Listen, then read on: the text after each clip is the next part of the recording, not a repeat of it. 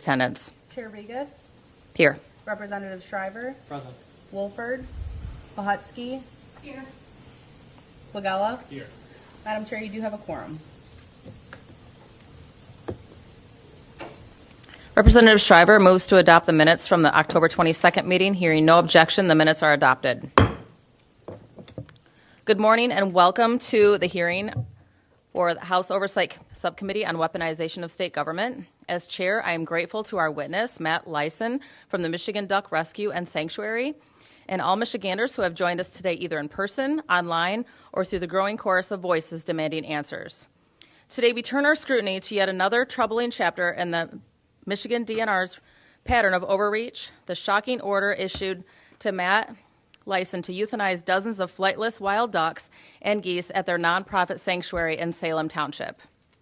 For nearly 2 decades, the Lysons have poured their hearts and their own 5-acre property into a labor of love, rescuing domestic waterfowl dumped by impulsive buyers, and providing humane care to injured or disabled wild birds that nature or human negligence has left behind. These aren't criminals running a black market operation. They're stewards of God's creatures, untangling fishing line from mallards, nursing roadside ducklings back to health, and offering sanctuary to Canadian geese stranded on frozen lakes. In October 2025, the DNR without a signed letter, demanded these birds be put down within 30 days, citing deficiencies and facilities at the license insist are fixable and that remarkably were swiftly corrected, leading to the order's reversal in just 2 days later amid public outcry. This is not an isolated incident. It's part of a disturbing trend under Governor Whitmer's administration, where the DNR wields its authority like a blunt instrument against everyday heroes.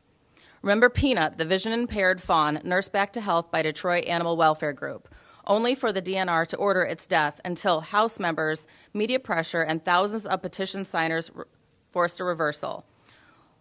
Or the aggressive enforcement of invasive species orders against family pig farms and ranches, demanding records, footage, and lab tests in what feels less like conservation and more like a government shakedown. Even Ted Nugent, a lifelong conservationist, testified before this committee in June about the DNR's out-of-control regulatory assault on hunters, farmers, and animals alike. I would like to welcome Matt Lyson up to the computer and the microphone. And Matt, whenever you're ready, you can kind of start your presentation. But I would like you to start from the beginning and just run through kind of what has happened for the committee. Thank you. Thank you. Thanks, Don. Well, so much to go over here, but just a few things up front. My wife and I, back in 2006, created an organization called Michigan Duck Rescue and Sanctuary, where our primary goal and purpose was to help neglected, injured, abused domestic animals that were purchased on impulse and at some point abandoned out in the wild where they would not survive. I'd like to preface by saying I am not a licensed rehabber, never professed to be one. I am a certified rehabber. The difference between the two is I have all these certifications, all the education to be able to be a licensed rehabber. I just don't have the license from the DNR. I have all the capabilities to do everything that I'm going to talk about in here. They just found some issues with the property that are easily remedied. So, back in with the DNR's case, also I want to say that not all, in fact, very few DNR agents are sort of have gone astray. Most of the DNR agents we've dealt with, and there have been many, have been very polite, very courteous. They've been on our property. They've liked what they've seen with certain conditions, knowing that some of the animals we had maybe should have had gotten there by other means, but they have been very respectful and responsive of what we've done. So I don't want to categorize. When I say certain agents, I'm talking about a very, very small handful of them. So I want to clarify that. So back in what started this actually is a couple of online trolls that have their way of getting through. Sorry. Sure. They have their way of getting into all these neighborhood groups and things, and they look for issues to stir trouble up. A couple of them are very well known. They have caused issues with DAWG. This is how some of this stuff began, and with ourselves. They seem to have an ear into the DNR, where the DNR seems to respond to anything that they say immediately. But when someone calls for help for wildlife, and I'm talking dozens of people, probably weekly, monthly, throughout the year, the DNR seems to be in a different sphere. And they have people that answer the phone basically saying, let nature take its course. We'll get into more of that later. But so that's kind of the premise of what we've got going on here.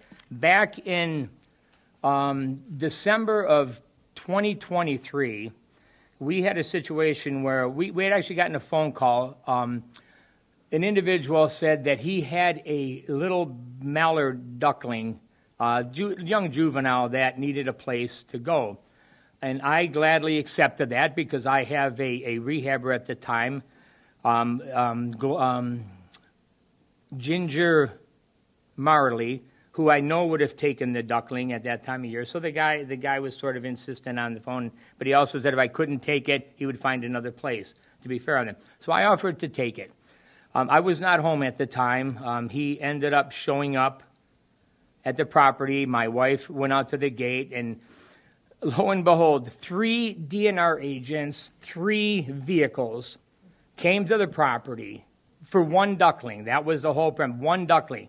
They had 3 vehicles. I can't emphasize this enough. 3 vehicles, 3 individuals. This is about an organization that apparently doesn't have a budget. They have to raise prices. Yet they had the nerve to bring 3 people for one duck. I'm no threat. They know I'm no threat. I invite them to my property all the time. I have no issues with them. When I get calls that say no caller ID, often I assume it's them. I answer the phone. We run from no one. We hide from no one. Our gates are always open. So once they got there, that picture they showed basically disappeared.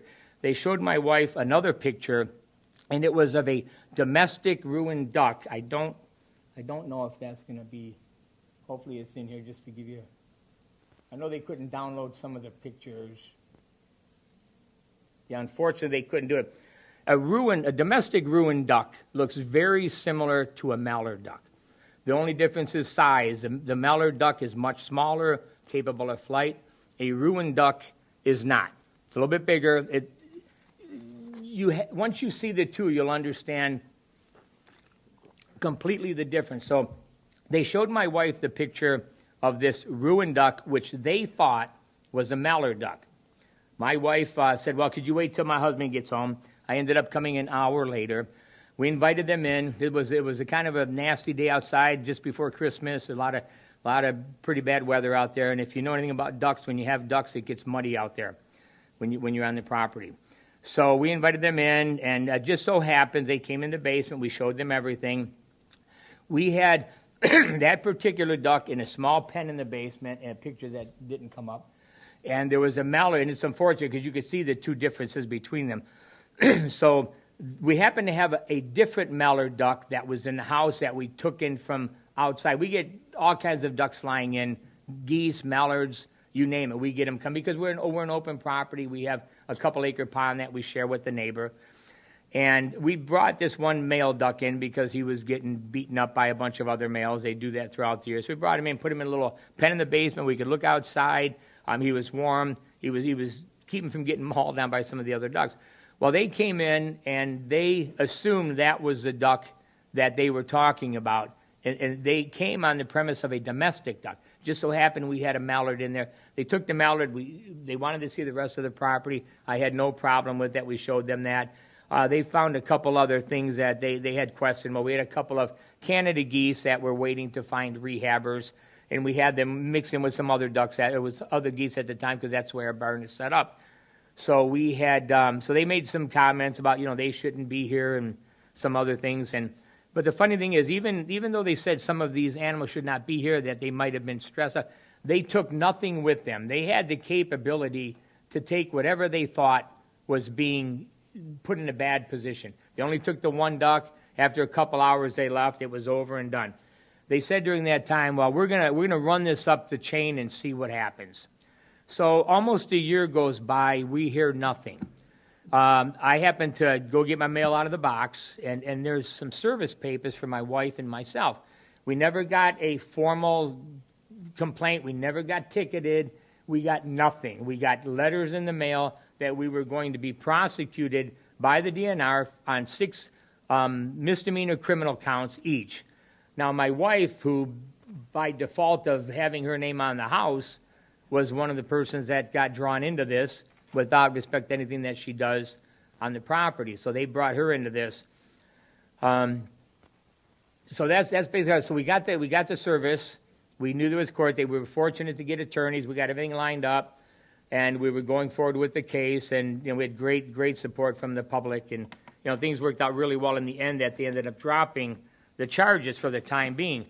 But some of the things I'd like to go over along the process. This happened in December of 2023.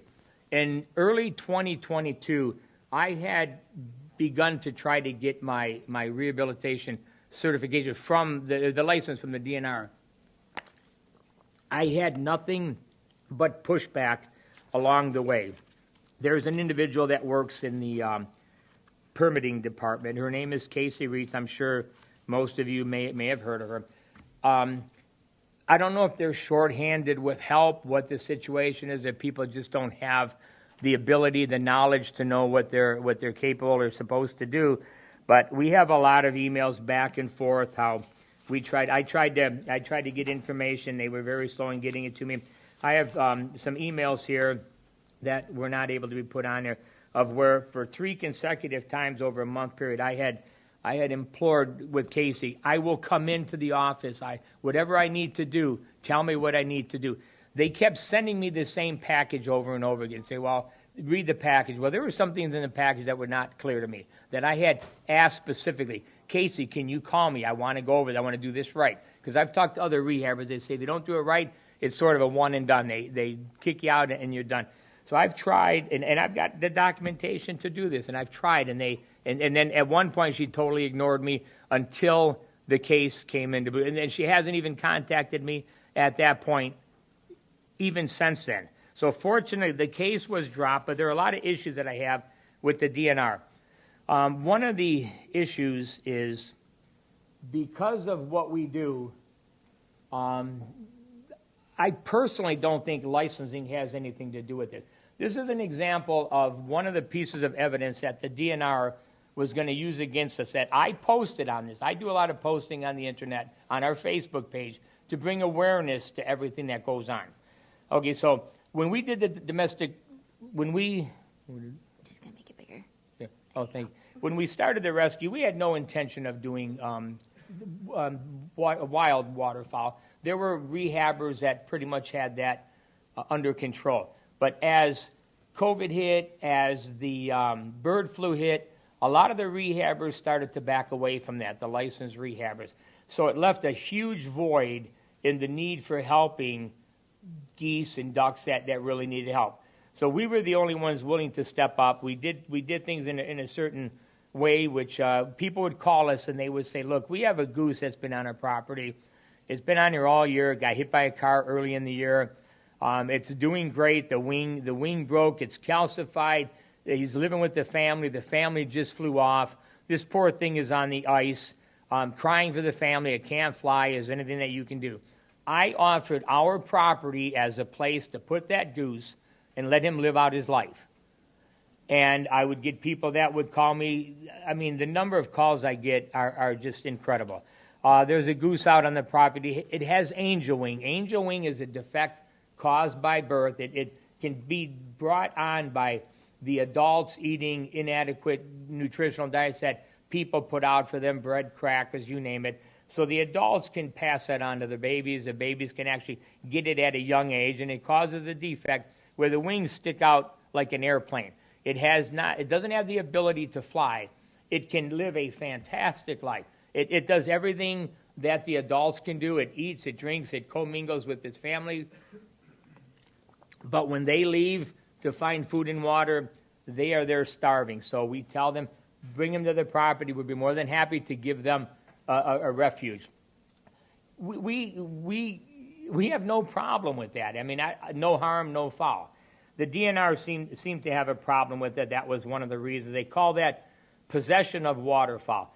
And the possession is, for a couple of years, we had a next-door neighbor that did not like the ducks and the geese. He would literally shoot geese in the pond on his half of the property illegally, to the point where I had to put up a fence across the pond, which for that time in space, I had a confinement of my property.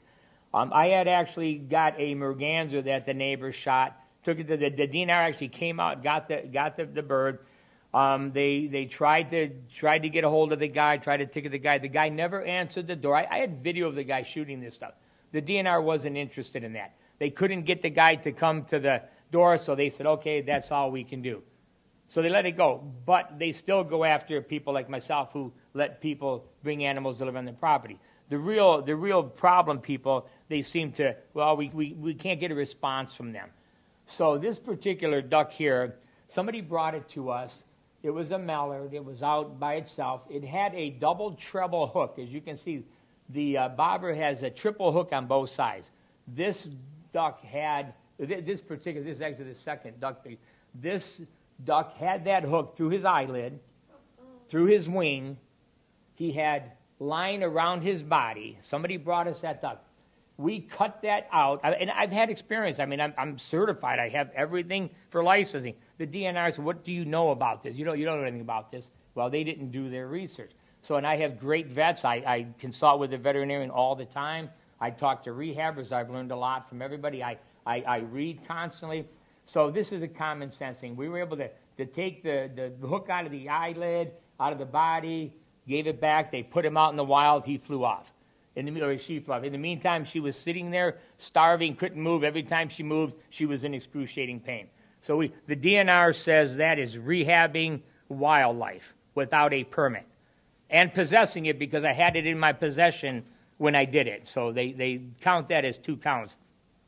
A little bit of interest. If you find, you might not know this, if you find a robin on the ground, which is a protected songbird, and it has string around its foot, and you pick that bird up and take that string off, you violated the DNR's possession law and rehabilitation law. It's as simple as that. So if that doesn't make sense to you, then you're on the right page. So this is one instance. Here's another instance. This gosling, we had gone out. It had fishing line around both of its legs. You can see how it's ligated on the right side. There was still warmth in both the legs, which means in both the feet, which means he had the ability to do well. He was struggling to keep up with his family. The family would wait for him, and then by nature they would go off. They would come back. We got called on that. We took that string off, give him a little massage, and put him back with the family. It was a little hard for him to get going, but people always inform me. They say, he's doing great. A month later, he's really doing well. Here's another, it just bothers me that people are against helping these animals. So here's a situation where a Canada goose was so entangled in fishing line, you can see the swelling that he gets on his leg. And the one on the far right, the goose had so much fishing line on him, when the line was removed, the foot fell off. But as you're taking this off, these geese are incredible. They sit there and they look at you. They look around. They're designed by God in such a way they can get through pain that you and I would shoot ourselves for. I mean, it's just incredible. So he's sitting there and he's looking around and poking at you. We take the thing and the foot falls off. Let him go. He goes hobbling back to his family. They can do very, very well on one leg. If this bird went to a licensed rehabber, by law, they would have to euthanize that bird because he's not 100% fully capable in the DNR's mind of living a great life. Just like the angel wing. The only reason ducks and geese fly south for the winter, if you want to say that, is because they look for food and water. If there's open water, which there is a lot now, Michigan people have aerators going, they have bird feeders. So a lot of times the ducks don't want to leave. Just like if you and I had 90-degree weather in winter, we would never want to go south. We go there because there's a need for that. So the only reason, in Canada geese and ducks, they can withstand weather, any weather. I mean, that, again, God's design was great in that regard. So they only leave for that reason. So just because they can't fly away, there's no reason to kill them.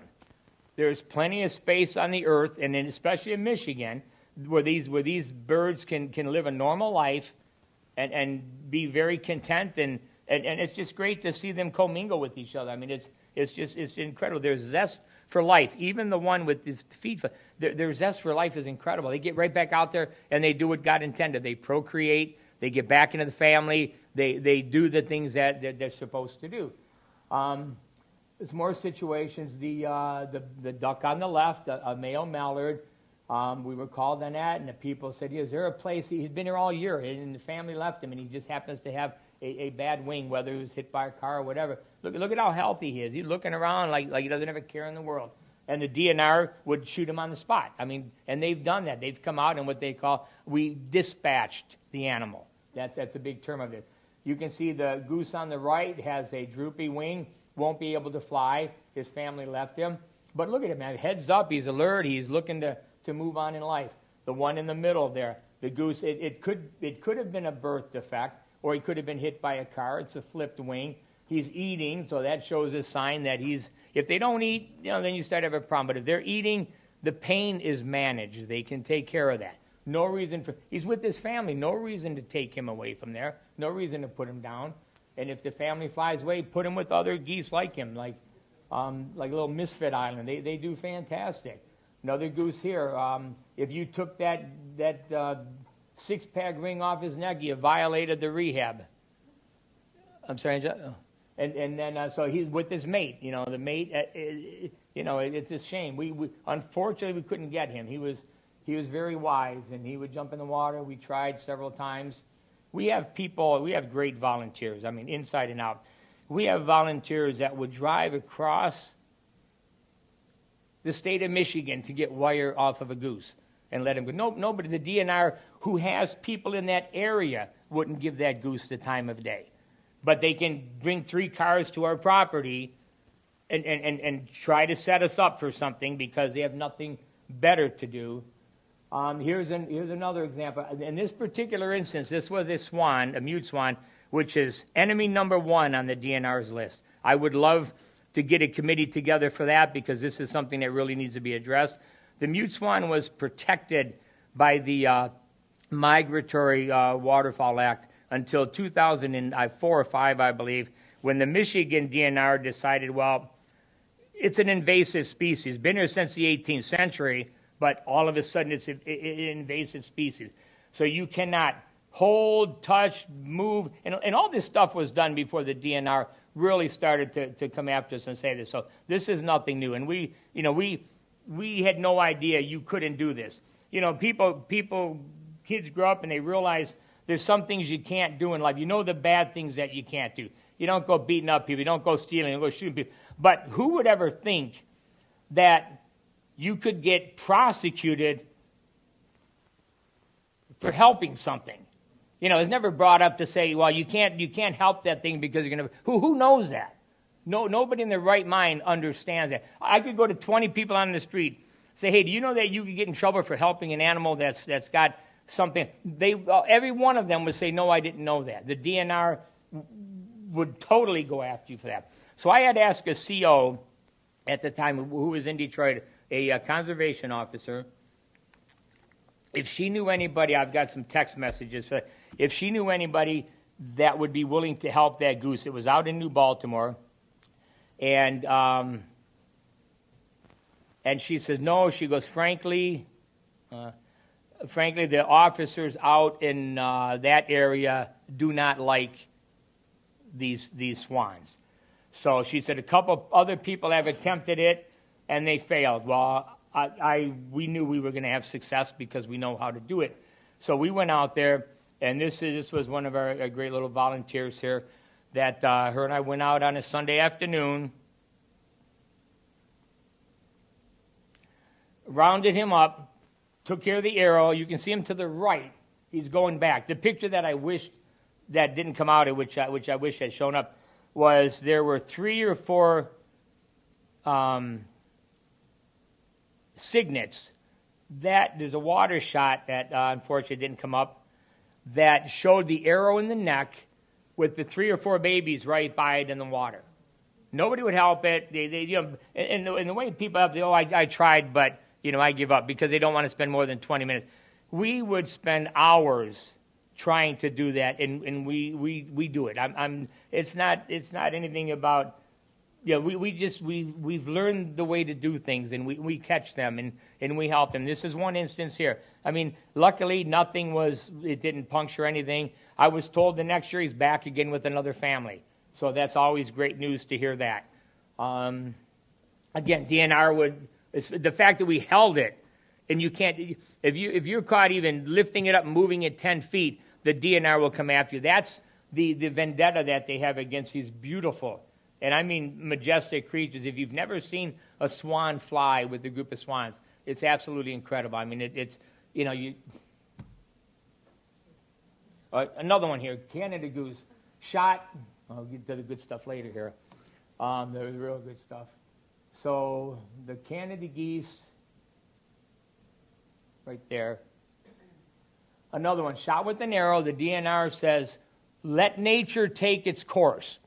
Okay, I don't know what that means because nature didn't put that arrow in him.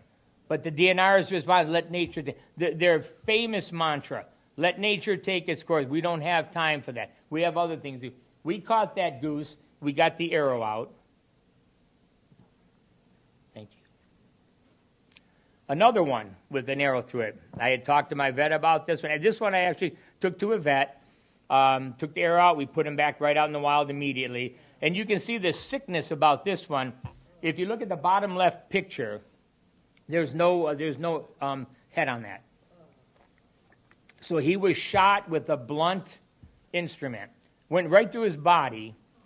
And the DNR, we had the arrow, said, here's the arrow, can you do something? Oh, no, we don't, that's beyond our purview. We're not interested in that. We put the goose back out and lived a great life. So you would think the DNR would, this is out of season, this is in the middle of summertime. Shooting that thing, as many, you shoot a wild goose out of season, this is what happens. But if you bring a goose to your property or have somebody bring it to let it live out its life, you get the hammer of the DNR law on you. Now, this is kind of one of the reasons that really fired me up to come here. This is one of a couple of reasons. When the DNR met with, I was actually out of town down that day, unfortunately. My wife, my attorney, 2 DNR agents, and the prosecutor for Washtenaw County came to the property to see if we were in compliance with the whole situation with this would have helped us drop the charges, which a lot of this had to do this. So we have 2 pieces of property. One piece of property we have our rescue on. This piece of property that you see in here, we bought this before COVID, 23 acres with the intention of building the most beautiful sanctuary in the country on this property. So while the DNR was setting up to meet my wife, my attorney, in the project, one of these 2 DNR agents had the nerve to go on the other property, which was 4 miles away, entered the property. You don't see the signs. If you look right behind that truck on the fence in the upper right, you'll see a square sign, right almost in the middle. And the sign says, do not enter private property, stay out. For him to have started that trip, it's about an 80-foot, 70-foot ride from that fence to the street. Soon as you go in there, there's another fence with a yellow sign, no trespassing, do not go on the property. The reason the gates were open is we had somebody we're in the middle of constructing a property, finishing the property there. We have dirt coming in, so we had the gates open for that reason. Normally I keep the gates locked for situations like this. So when I just came out of the appointment I had in Cleveland Clinic, just after 2 o'clock, I had this popped up on my screen. and it was 20 minutes before the DNR and the prosecutor was supposed to meet. I heard him call my attorney and said, can you find out what he was doing on this other property, which has no reference to the case, nothing whatsoever.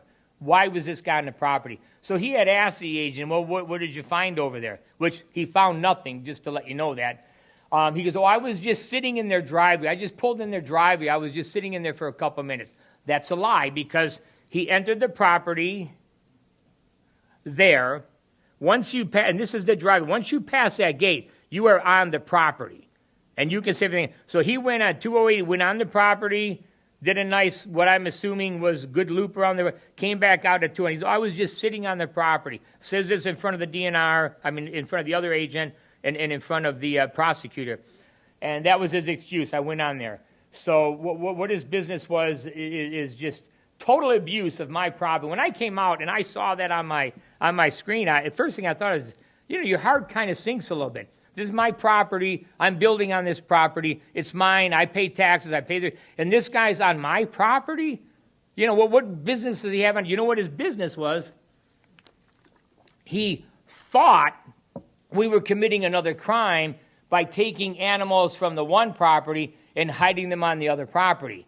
That could be the only logical intent. I don't know what he was thinking, but common sense would dictate, well, they're over here waiting for us to get together. I'm going to shoot on the property because I'm going to try to find something something else they might have done. So this is total abuse by the DNR. If you don't think it is, then you've never had an experience like this. So this was one of the things that frustrated me. And this was Shane Webster. He was the sergeant on this. Now, a quick story. You might get a kick. You might find this interesting. But God has this way of, playing games with me. Sometimes I spent the night, and I don't know what meaning this had. I spent the night at the DoubleTree last night. I was flicking channels before I went to bed, and I got a channel that I've never gotten before because I don't pay for TV. And I see this badge on the shoulder, says Michigan DNR. It's one of these warden shows where the DNR goes through. Who's the first person I see? Shane Webster on this program doing this. And he's very professional. Don't get me wrong. Shane's a nice guy. But, it's just the fact that I see him on this program that I never watch. I'm going to testify in the morning about this. There's some relevance to this. I found it amusing myself. But Shane Webster's a very nice guy. When he came on the property, my wife said, and he's been on there a couple times, he's always been pleasant. He's always been forthright. He introduced me, hey, Teresa, good to see you again. He talked to my attorney. Everything was fine. And he's the guy who's actually on the paperwork for the prosecution. He's the so-called witness for the DNR. I have no animosity toward him. The guy was doing his job. I think the fact that it got to where it was, there's other situations you should have stopped that. But then we have the guy that he came with, Brandon Hartleben, and this is the tale of two agents. And it was Brandon's attitude that is what really kind of solidified me wanting to come here. He's been on the property before. He was a person that came to try to verify that our setup was right for the licensing. When he came on the property, hey, do you want to see anything else? Oh, no, I'm just here to do this, just here to do that. Well, apparently something caught his eye, because when he came on a couple months later to do the follow-up on her, he had specifically asked my wife where a particular swan was at that had wing issues. And so he asked her, where's this particular swan? Well, my attorney pretty much said, well, you see that whole south side is wide open. He could be anywhere. So he expected my wife to know where this was at. Something disappointed him, because these are the things that I got the impression that from my wife that he was almost trying to will something to happen, to find something wrong with this. In fact, he made a comment in front of the prosecutor as well, when my attorney said, are they in compliance so we can get this over and done? Are they in full compliance? Everything seemed fine, but what Hartleben said was, well, I don't believe so, because they fed these geese in the past, so I believe they are still under his domain or whatever you want to call it. And my attorney said, well, can you show me? I have the paper. Can you show me where in the documentation, in your guidelines, that this is part of the guidelines? And Sergeant Webster, to his credit, jumped in and said, well, there's nothing that says that that's illegal or shouldn't be held against us. So after that, a couple of days later after that, the charges were dropped, and everything seemed to be back to normal in that respect. But some of the things that Hartleben had said before, like I drive by your house every day, almost like, keep your eyes out because I'm looking at you. Another unusual thing, between both properties, he happens to live, you couldn't put him any more center than both of the properties we have. I mean, you go up the street, turn right, he's right there. My other property is down a mile and a half. So we have the enjoyment of having to think he's out there spying on us no matter what we do, good or bad or whatever. So not that we do anything bad, but just, regardless, you think he's out there just, and he gave the impression of that too. And he also mentioned one thing that was peculiar. He goes, oh, I see, this was the last time he visited, I see your new barn is up, which you can see just over the top of the fence when you're going down the road from his house. And I had asked him, I said, well, what, have you been on my property? Oh, no, I was on there before you even owned the property, looking at some stuff or doing whatever he was doing, which I found also kind of unusual. But his professionalism is a little lacking. And just I have no issues with hunters. Hunters I have great friends, hunters. I buy food in the store, people hunt, that's great. This instant when he came out to check out our facility for that, he opens up his laptop, and mind you, the professionalism here that's lacking. When you go to a place that rehabs and cares for animals, would you think not to have, when you open up your laptop and you make it visible to the people, to not have maybe a dozen dead ducks, a picture of a dozen hanging over the tailgate of a car? I think, again, professionalism, where does the boundary come in for that? Would you maybe try to keep that for your home or whatever, but to put that out there when you're visiting a rescue? I mean, again, I have no problem with it, but I just think the professionalism in that particular case is lacking, and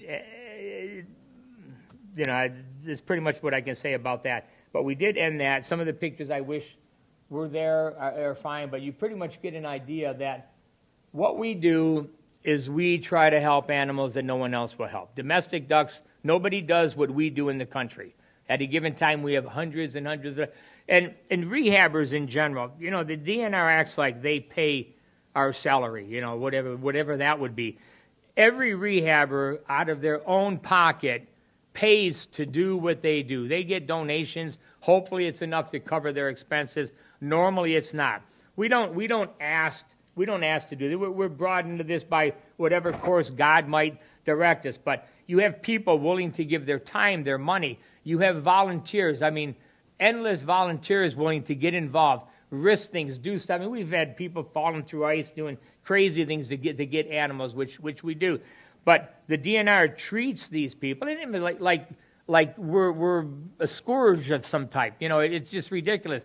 They act like we owe them something. We take their job and we make it a lot easier at our expense. I've had people say, yeah, the DNR should pay for our property and give these organizations money for the money that they get saved. We get so many calls, and again, I cannot tell you the number of times it's let nature take its course. I mean, it's bound in fishing wire, and some of these make no sense. But going back to hunters, I think that some of these hunters are fantastic. These guys go out there, they shoot whatever, I mean, that's on them. But they will call us and say, I stumbled across this little mallard that broke its wing. I want to get it help. I mean, here's a guy that just maybe shot something. Then he finds an injured animal by some birth defect, is injured, and he doesn't want, he could easily kill it, eat it, whatever, but he gives it a chance. And I get a couple of these calls a year easily where hunters say, help this duck. I feel bad for it. So there's a lot of heart in the hunters as well. In the DNR, I mean, I commend Scott Bowen, the director, for stopping the goose gassing last year, where they wanted to kill 10,000 geese. That was a great act on his part. It shows that people can work with you if you want them to. I think that we should work together. The DNR doesn't have the experience that the rehabbers have. The rehabbers can teach them something. And I also think that, and hopefully we talk about a possible solution to some of the DNR rehab issues. I honestly don't think they're qualified in the rehabilitation part.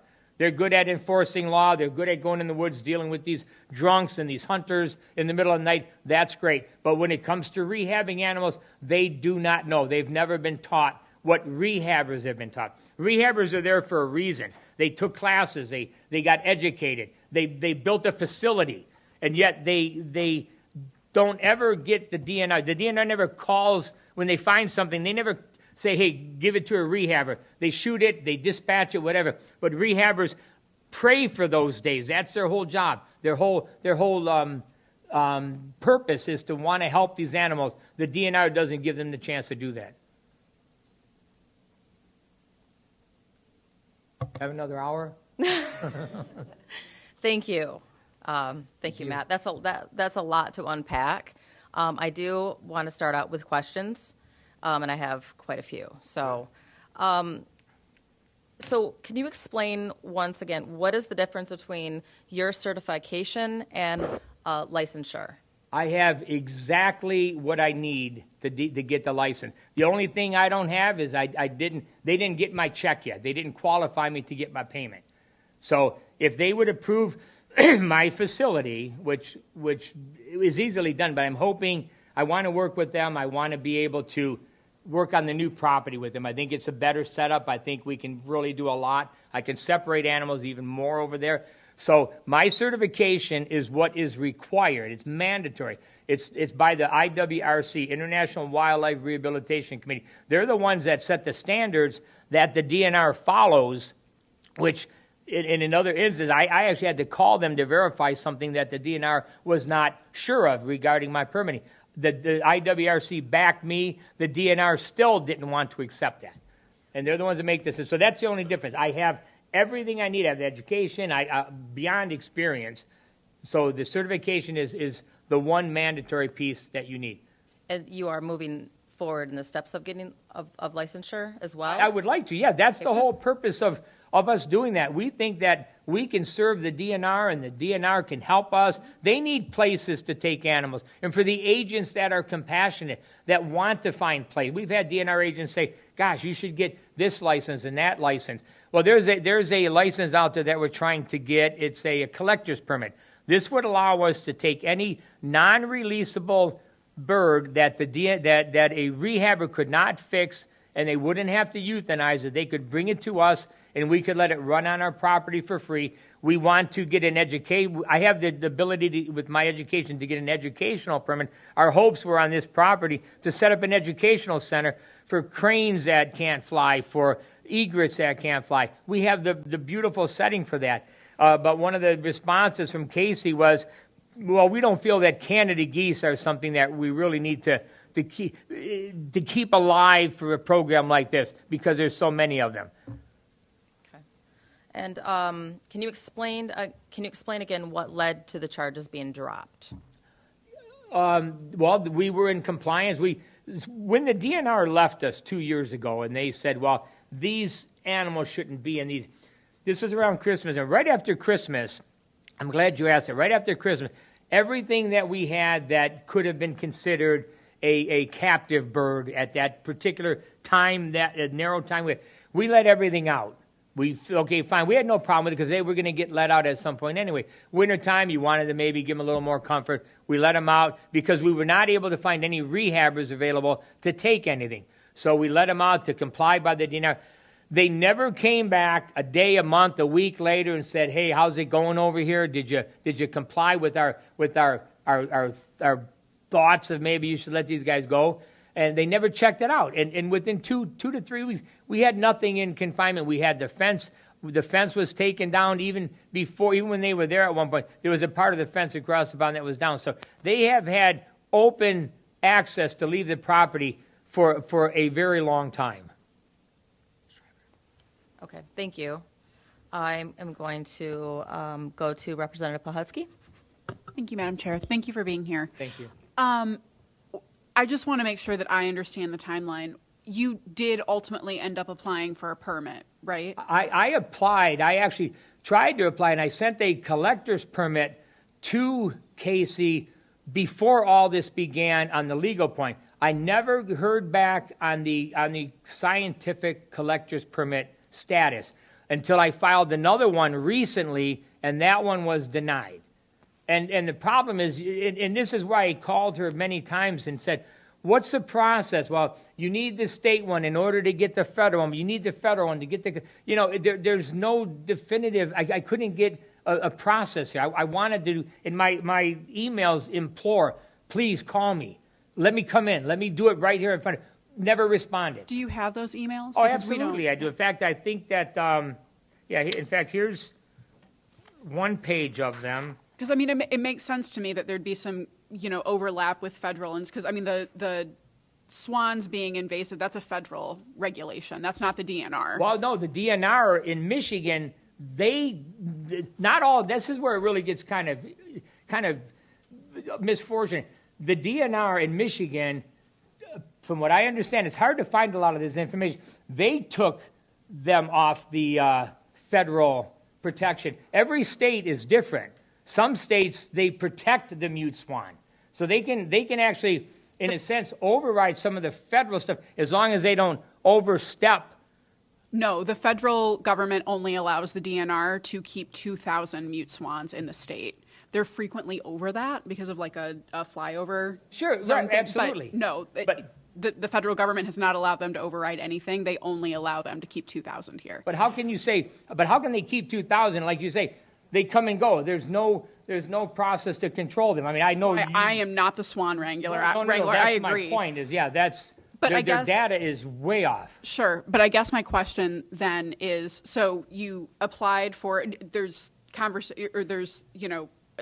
permits that were outstanding from a long time ago. Oh yeah, the attempt for a permit. Sure. I started like February of 2022 or March before all this even started. I have proof that I contacted them wanting that information. Well, but did you submit the application? When you say attempt, did you apply? I submitted. I didn't submit it because I didn't get the information I wanted. I wanted to, and again, it says, Casey, what do I act? And then she kept sending me the same pamphlet over and over. Okay. There was a letter of authority or a letter of authorization that needed to be. It doesn't tell you what this letter is. It just says, get this letter. And I said, who am I getting this from? What do I need to do? Then they said, oh, you need to talk to a vet. My vet really had no idea. I had to explain to my vet. But these were some of the things I wanted to clarify. Because I've talked to other rehabbers. They say, if you're going to do it right. Because if you don't do it right, they're going to kick you back and they're not going to talk to you again. Well, but we have the letter from the DNR. It was sent to the committee chair. And which letter? The one, I mean, so this one it looks more recent, but it does have the information pretty specifically about the letters that are required from a veterinarian and another licensed we rehabber. have that, right. But it also looks like there were corrective actions that they have been working with you on since you did apply for is that correct? Is Absolutely. that like up to That's date? why they dropped the charges.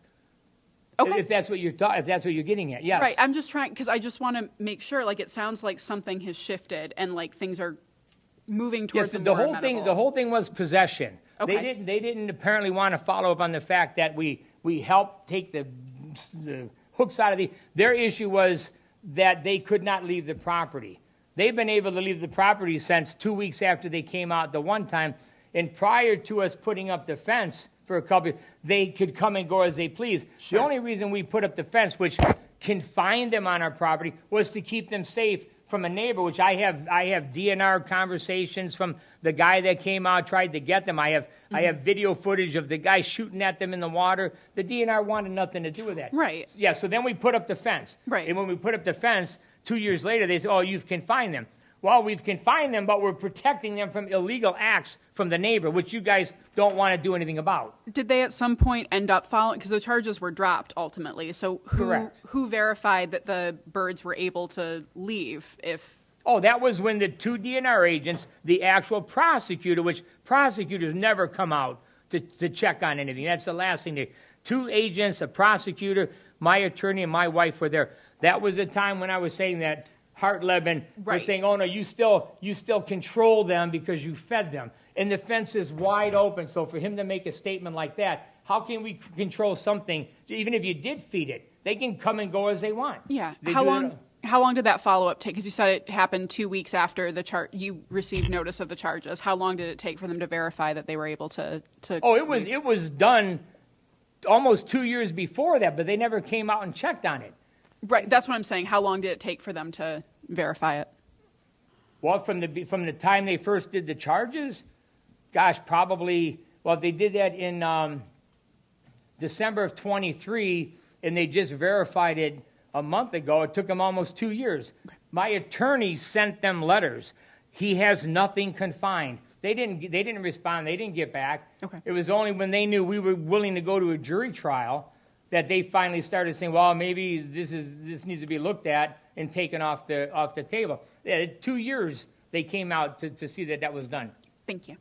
If they would have come out a year and a half ago, this would have never happened. But they didn't want to come out. They were so intent on finding something wrong. We have pictures, video of all this stuff being gone back then. So, no, that was on them, not us. Thank you. How long, when the officer visited your vacant property, how long were they there? It looks, according to the camera, that he was there for about 2 minutes. Oh, okay. Plenty of time to drive in, do a circle, and come back out again. Okay. Because the pond, once you get past the gate, you have a pretty good shot of the entire pond for the most part. And then if you go about 60 feet around the barn, you can see the entire pond. So if you were to drive in, make a casual drive around there, you could see almost the whole property. You would see the house being up, the barn, everything is in plain sight. Okay. How much in legal fees have you spent? Fortunately, I've probably only put out so far about $300. I had the blessing of a pro bono attorney that came in and did a wonderful job. And, even after the fact I had, which is a former federal prosecutor offered to get on the case and be on our side, as well as a former prosecutor for Washington County, where I don't know if this made a difference, but after these people got involved, things slowly changed a bit. But right now, about 300 minus the punitive damages of who knows what. But no, it was disturbing more to my wife. Sure. She put a lot into it, and she had no idea. I mean, I've been dealing with people like this my whole life. I mean, that was second nature to me. But my wife, as you know, I mean, women see things differently. She was concerned. She was concerned about me. What's going to happen? I'm going to go to jail. What's going on? With health issues and stuff. But my biggest thing was the way they treated her and the fact that they put her on these charges because she was a property owner. They had all the proof that they had was me doing everything.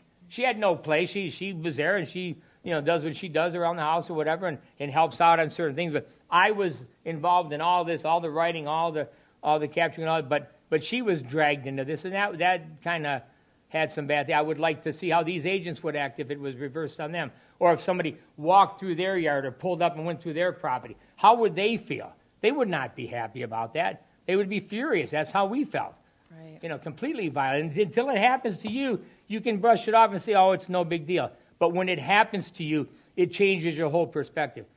We had been broken in on the property. We had just bought it. We put a lot of stuff in the garage, got broken into. A year later, we had a vehicle, a dump truck taken out of there. That's why I put up all the gates and stuff. And I wonder, when these guys have this open field doctrine, when I'm living in that house in the middle of the night, and I've got woods around me, if somebody comes walking through there, DNR agent, doing his snoop, whatever, we're both, licensed, qualified handlers of firearms, and, what could happen? I mean, I've got police reports of being broken into twice. Now, I'm going to protect my property. There's no threat. I mean, if somebody, you see somebody in the shadows walking through your property, looking at your property, if it's a DNR agent, if it's somebody out to rob you or get in your house and kill you, you have no idea. So I think the open field doctrine would canceling that would serve many purposes. It would protect everybody on both sides from confrontation that shouldn't happen. Thank you. Representative Shriver? Thank you, Madam Chair. Why do these kill orders from the DNR reverse only after there's pressure from the public? That's the million-dollar question. I wished I had an answer for that. But it seems like when they get the bad press, they try to be good for a little while and run out the clock. And I know some of you have experienced where, hey, well, we've only got 6 more months on the term, so let's stall them a little more, and then we'll get a new group, and we can buy more time and all that. No, I think that's ridiculous. I mean, and one of the things I found interesting that I just want to do just one paragraph, one very short paragraph here, is the mission of the DNR, which I don't know if they lose sight of this or what, but mission of the DNR, 2 sentences. We are committed to the conservation, protection, management, use, and enjoyment of the state's natural and cultural resources for current and future generations. And going to the term conserve, conservation, it means to protect, okay, to protect and enhance. Nowhere does it say to kill something that wasn't born the way it should have been born. It says nothing about that, but they take it upon themselves for whatever reason. And again, it's just a handful of them. The badge seems to give, it almost has a euphoric type aphrodisiac where they have the badge, so I am better than you. I have the ability to go on your property where no one else, the state police can't go on your property without proper, and these guys, I don't want to say they're just protecting animals, but if anybody should be able to go on the property, which I don't believe anybody should, would be the state police over the DNR, because it would be more life-threatening probably to a human rather than an animal. But I think those, I mean, you talk about breaching the Fourth Amendment. I mean, that's absurd what they have the ability to do. I don't know. It's been going on for decades, and I don't know whoever let that happen, but I appreciate you guys for being able to put an end to that. I hope the Senate ends up confirming that, and that passes. I mean, this is something that should not happen in this country. Sir, where does your passion to protect God's creation come from? Probably from God. Very good. Thank you. I thank you. I just, when you see, and we never said, oh, we're going to have this beautiful sanctuary someday.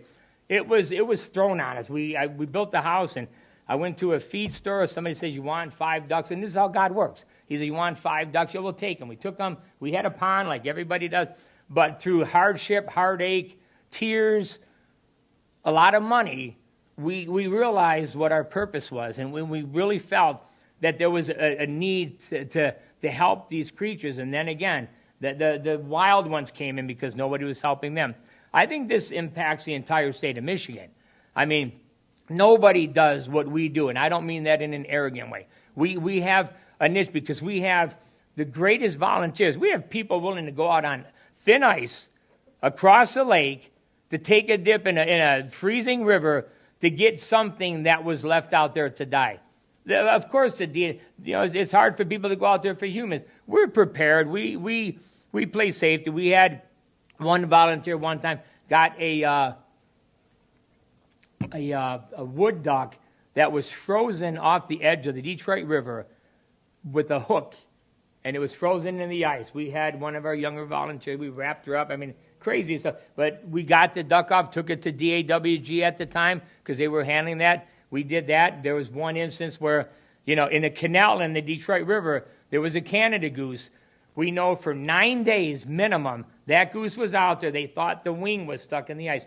Nobody would go out there. DNR says, yeah, we're not going out there. That's nature. We got a group together. We went out on this frozen canal, got great pictures. We posted it about helping. The goose's foot was frozen into the ice. We had to chisel around that foot. We got the goose out. The foot, he lost the foot, but after a few days, he took off.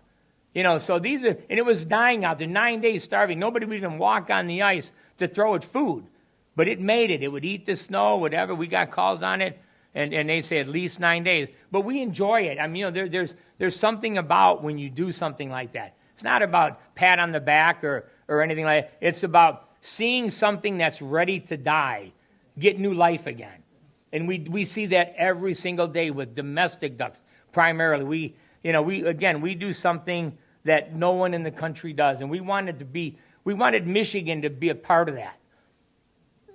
So we bought that property. We wanted people to say, oh, there's this place in Michigan that when we're near there, we have to stop by, we have to see it. Because there's things going on there that people need to know about. And we want to teach them, pick up your fishing line. What's the problem with, people have, the fishermen are incredible. they cut and, I forget what they cut and bait or whatever, they bait and cut, they leave their stuff. We have people when they go out and get a rescue and they find it, they will literally walk around the entire lake with a bucket and pick up fish. I have pictures from our volunteers that pick up handfuls of hooks and line. They don't get paid for that. They see an injured goose or a duck, and they say, I'm going to do more than just I'm going to walk around and be sure the next duck doesn't get it. You know, the DNR, they want to serve, instead of sending 3 cars out and 3 trucks out to my house for something that we did nothing wrong, send one of those trucks out to go through the lakes every day to where people fish. Pick that stuff up. You know, give them commission on every ounce they pick up. You know, cut their salary back. Incentivize them to go do something good. You see, this is nothing what I've showed you. I've got pictures from the last 15 years of stuff like this. We deal with this all the time. We get babies out of sewers. We must get hundreds of babies out of sewers every year. We get babies out of courtyards. Ducks fly into these courtyards. Schools, nursing homes, you name it. They have the babies. Some of the babies just can never learn to fly out of there.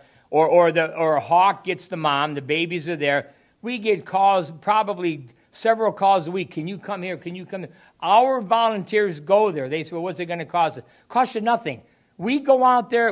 Our volunteers, I'm telling you, they're the best. They go out there. They take the ducklings. If they don't have a parent, they take them to Bird Center, whoever's taking them at the time. We want to be able to bring them to our place.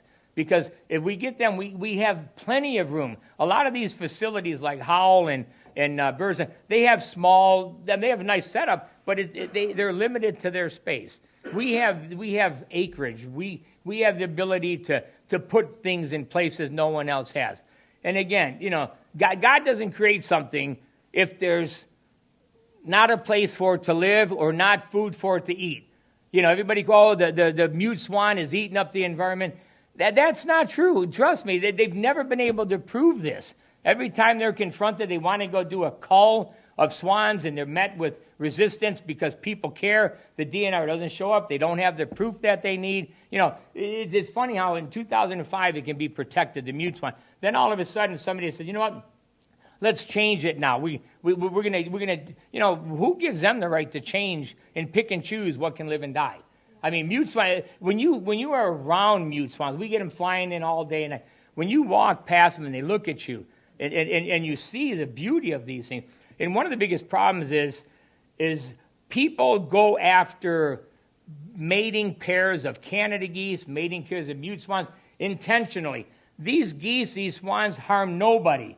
But as a mother, and I'm sure some of you are, what are you going to do if some stranger goes towards your kid? You're going to get between them. You're going to defend yourself. That's what these Canada geese do. That's what these swans do. People are kayaking. They go right for the nest. A swan comes at them, and they cry, oh, my God, the swan smacked me with his thing.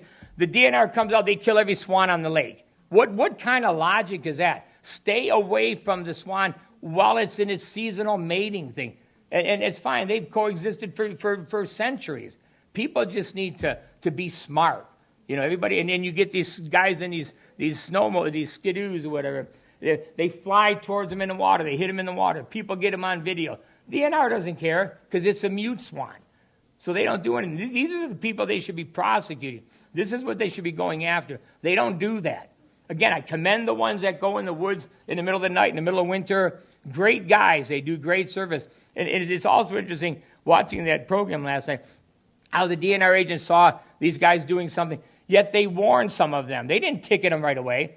They used their judgment. They said, okay, this guy doesn't seem to be a bad guy. I think he's reason. I think he did it out of whatever. I'm just going to warn you this time. Where was our warning?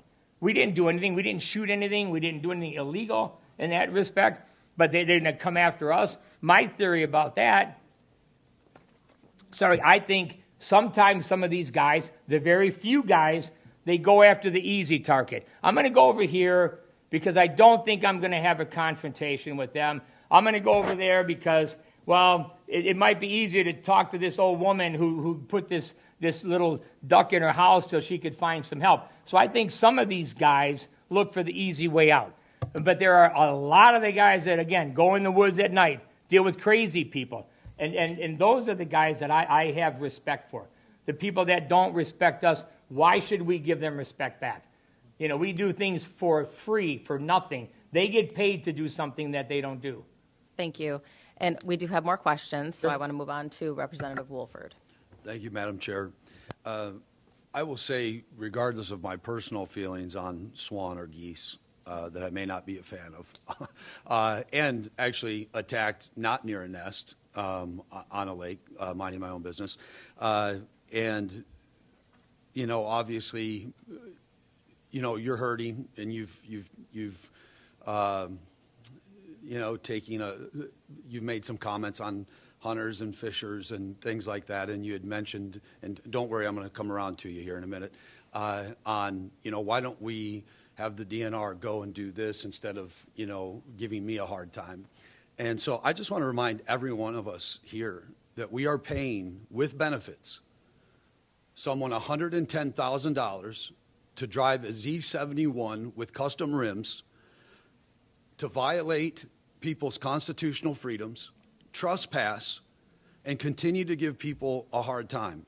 That's the problem here. So those that are listening, whether they agree with you or not, the main issue here is that we have a rogue, out of control, administrative state that's coming against its people, and it has to stop. So my question to you is, we have seen the DNR's pattern of targeting farmers and hunters, and obviously we've seen it today with rescuers. To me, if you want to pull a dart, a arrow out of a duck's neck on your own property, or a goose, it's your property. Let's get back to the basics here. This is out of control. Sir, thank you for your testimony. Thank you, Madam Chair, for hearing this today. Thank you. But I want to say also, not just on my property, but on their property, where the goose lives, the goose resides. He got shot on his property. We should be able to take it out on his property, leave him there. Don't take him out of his environment. If we have the opportunity to go to his property, pull the arrow out, I don't see the harm in that as well. And you forgot one thing about the DNR. They get to take their vehicles home every night, park it in their drive, get in their car in the morning. And I see this every day. I drive by his house too, and I'm sure he knows that. Every day I see his car. I'd love to know his work schedule and how many times he's maybe at his house having lunch. You know, I used to know a mailman that used to have his mom on his route, and they finally said, well, we're going to move your route. Maybe they should move this guy's route to another county, so he has to make a little effort when he works. He gets in his car at 8 o'clock. His day starts at 8 o'clock. How many positions do you know where a guy can get in his car and get paid to start work? Everybody else has to drive to work, waste time out of their lives, go there, go back. I believe the chairwoman drives an hour each day to work. I don't think she gets paid for that. But DNR agents, they get paid to take that car home, get a free car wash, beautiful vehicles. Thank you. Representative Wagala.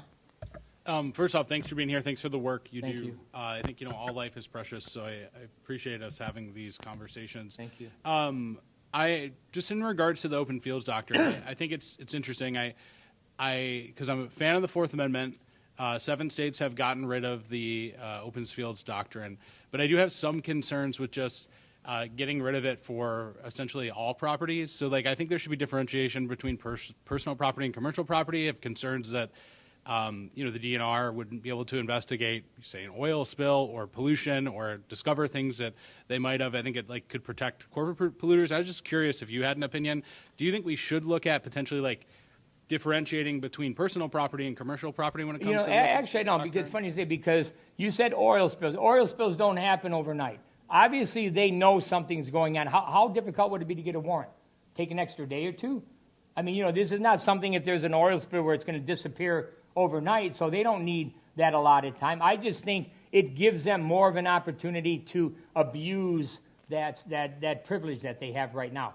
So I think a warrant would be adequate in a case like that. And then, Chair, if I could switch to a different topic.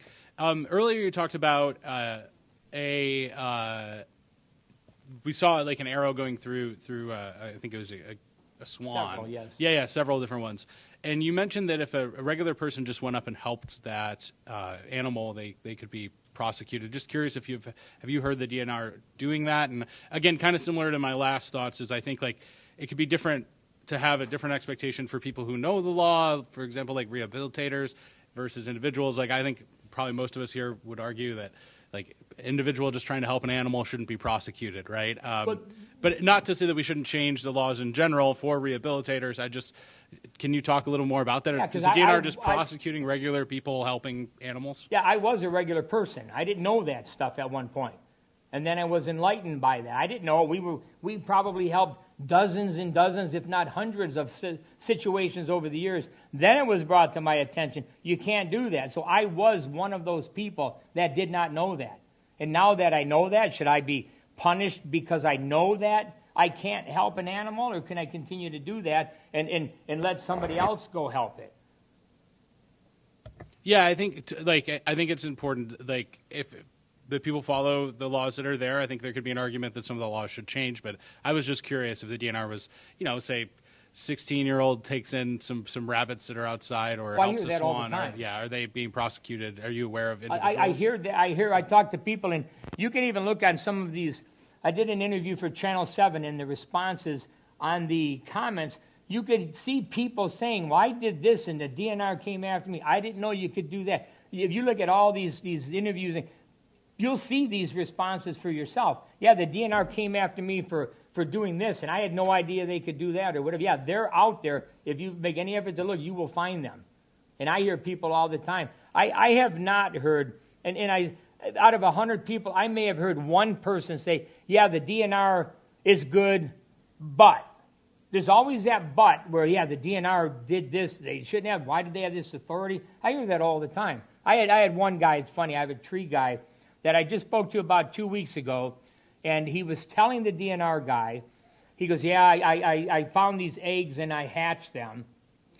And the DNR guy said, well, you're not supposed to do that. And the guy said, well, I did it. They're out there in my pond living. And the guy looks at him, and it just really floored me when he said that. The DNR guy said, I wear this protective vest to protect animals. And the guy that told me this story this weekend, he looked at he was taken aback by that. To say something like, I do this and yet he's saying this guy should not have let those ducks out there. The guy didn't know you couldn't do that. Nobody knows that. So he did it, and then the DNR guy gets all in his face and says, well, you shouldn't have done that. And the guy says, how am I supposed to know that? I did it, they're out there. And the guy just basically turned ahead and walked away from him. People don't know.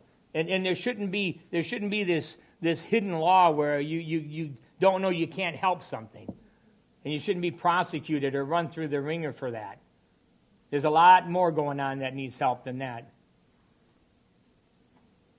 Thank you. So as we look, and actually I just wanted to stop for a moment and recognize that we do have DNR Director Bowen is here, and we also have Deputy Director Lott. And we did have a very productive meeting last week. And this will conclude our committee hearings on the rehabbers, rehabilitation, and then we do are trying to figure out with a schedule, because we also want the DNR to come in as well. Because this is not just a committee hearing where we have people come in and complain. No, we want to find solutions.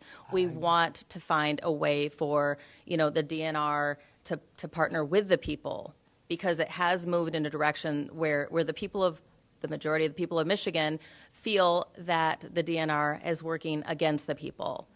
And the government agencies, there's not been the oversight. So, our oversight has been very, very busy this term, just due to lack of oversight, not just last term, but for probably over a decade we haven't had effective, adequate oversight.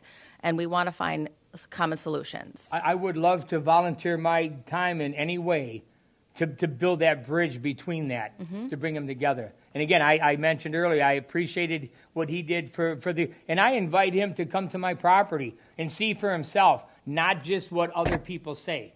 I post pictures online. I would love to see him see this property and the other property that we are developing, so he can see what our intentions are, what we want to do. We've never wanted to fight the DNR. They brought the fight to us. We were fortunate and blessed to have so many people back us. So many from other states called and gave their support. It's overwhelming when you first get that piece of paper and you open it up and you say, oh my God, the government is coming after us. I've been there. The government is going to prosecute us. Do we go to jail? Do we do what? And then you start talking to people like representatives that say, take it easy. We're gonna look into this. And then we had response. And then we had attorneys. We had, I guess, former federal prosecutors. I will help you. This is not right. You have people like that. People with some degree of power, some degree of connect. They come by and they support you, and you say, okay, it's not going to be so bad after all. Yeah. But we must never forget that we work for the people. Absolutely. And the people put us in this position. They never forget that as well. So let's shift. We have about 10 more minutes. I would like to talk about solutions. What sort of solutions would you like? We obviously touched on the legislation that we passed out of the House last week about the open fields doctrine. So what else would you like to see? I know one of the complaints that you had is when you were trying to go through the permit process, you felt that you weren't getting the adequate help from the department. Right, and it could, again, be a shortage of people. I understand that. But there should be a better connection between the department and the people that want to give of their time. People don't. We don't have to. I could walk away from this and not have to deal with the DNR. But then my purpose in life gets a little shattered here. So we do this for a passion that way. We don't have to deal with all this stuff. None of the rehabbers do. But they're a blessing to this state. We have the greatest state in the country, all the resources, but we have some management problems, and that's unfortunate. I personally think, and I would like to see, it seems like the rehab part of this is a thorn in the side maybe of the DNR. I mean, I understand that there was a judgment made where a rehabber could have 25 sub-permittees, and then I guess Casey made this change from 25 to 10. So why are we decreasing the volunteer help when we should be increasing it? We have the resources. We have the people willing to sacrifice to be able to do that. Yet the DNR is suppressing this part of their organization. So I believe why, if the DNR does not like this part of the rehabbing, which they don't need to like it, they have so much more to deal with, so much more that they could put their effort on. Let the rehabbers make a committee, get a committee together. I was thinking in my mind, one DNR person, one unbiased veterinarian, not somebody paid by the state, but chosen by maybe a handful of rehabbers, a couple, 2, 3 rehabbers. I would love to be in on that. Maybe 5 people that take the rehabilitation part away from the DNR. Not completely. Let them have oversight. That's what they're good at. I mean, they know the state, they know a lot about it. But let the people that deal directly with the rehabilitation, they're the ones that know when a fawn should be released. They're the ones that know soft release. They're the ones that know whatever. I know a lot about geese, a lot about ducks from our experience with domestic ducks. But let a group of people that know the field be responsible for that.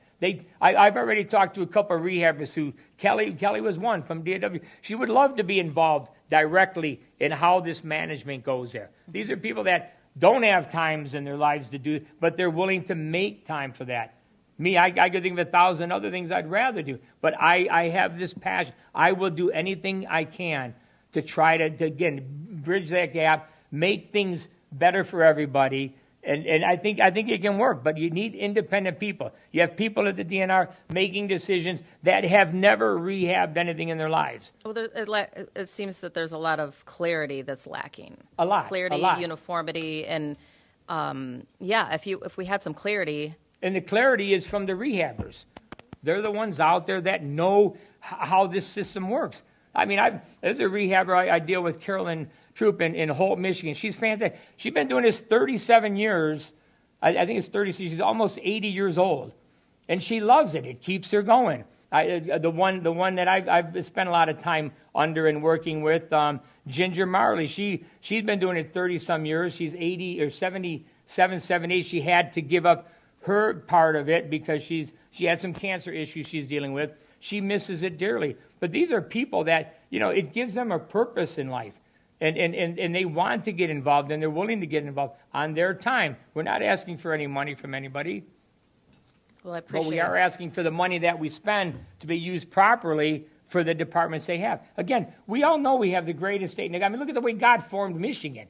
I mean, it wasn't for some fluke like that. It gave us everything, gave us all the resources. But we need we need people to work together. This state could be the state for all rehab. I mean, we could set all kinds of things. You know, people, no matter where you go, the DNR of Michigan is not liked. I mean, that's just plain and simple. I mean, for whatever reason, they just and maybe it's ill-served. Maybe that's not what they're really trying to present. But that's the perception for anybody in Michigan and other rehabbers out of state. It's like, wow, how do you deal with the DNR up there? We hear they're going to do this. We hear they're going to do that. Why do they want to kill 10,000 geese? There's enough room. You know, the thing that bothers me, you get people from the city, they move in on a lake, and they see a goose pooping on their lawn. You know, forget the fact that it's free fertilizer because everything they eat is natural. They don't like it. You know what? Instead of moving the geese, why don't you get the people to move back to where they belong? You know, let the people that love the environment enjoy the environment. Right. It's really our goal this term has been to take on the departments, increase oversight, and kind of rein in, you know, the unelected bureaucrats in those departments because they have been able to make unlimited rules for themselves. They've been overfunded for so long. So we want to work to bring back the trust in government, bring back, you know, that we are accountable to something. So we are accountable to you as an elected official. So we don't forget that we work for you, but you've got unelected people over here that have just unlimited power. That's where we want to rein that in, work together to make common sense policies in Michigan to increase these relationships with you rehabbers and rehabilitators because you are an asset to our state. So that's what we would like to see. This is a bipartisan issue. This is not, the animals don't know what you're Democrat, Republican, liberal, whatever. Right. They want help from everybody. And it's amazing how they will come to you. Injured animals seem to have a way to come to humans. I could give you all kinds of stories about they put themselves there. They look at you. They come up to you. They know you're there to help, or they know their only help is through you. It's just incredible how they work. Well, I had rescued 2 ducks. Did I tell you that story? Yeah, that was great. No, you can't help but not. I mean, it's just... Well, I couldn't leave them on the side of the road. The female had gotten hit by a car. The male would not leave her side. So took a fishing net, picked them up, brought them home, put them in the bathtub, fed them birdseed, and took them to the rehabber in the morning. And she had laid an egg in the tub. One of the experiences we have, which is really great, people will call us for something. They say, I'm not going to do that. I'm scared to death of them. You know, I'm not going to go near it.